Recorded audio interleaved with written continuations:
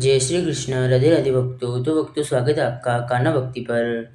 तो भक्तों, हिंदू पंचांग के अनुसार 5 नक्षत्रों के योग से पंचक बनता है। प्रत्येक माह में 5 ऐसे दिन होते हैं जिनमें शुभ कार्य नहीं किए जाते। उन्हीं 5 दिनों को पंचक काल कहा जाता है।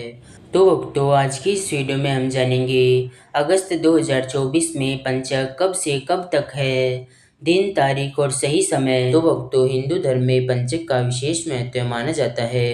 पंचक काल को शुभ नहीं माना जाता। पंचक में मकान की छत नहीं डलवाई जाती। पंचक काल में दक्षिण दिशा की यात्रा भी करना शुभ नहीं माना जाता। पंचक काल में चारपाई बनवाना, लकड़ी या लकड़ी से बना हुआ सामान खरीदना भी शुभ नहीं माना जाता। पंचक के दिनों में कोई भी शुभ या मांगलिक कार्य नहीं किए जाते। पंचक के समाप्त होने पर ही शुभ और मांगलिक कार्य किए जाते हैं। पंचक काल को अशुभ नक्षत्रों का योग माना जाता है। तो भक्तों, अब जान लेते हैं कि अगस्त 2024 में पंचक कब से कब तक है। तो भक्तों, अगस्त 2024 में पंचक शुरू होंगे 19 अगस्त 2024 दिन सोमवार को 7 बजे और समाप्त होंगे 23 अगस्त 2024 दिन शुक्रवार को 7:54 पर।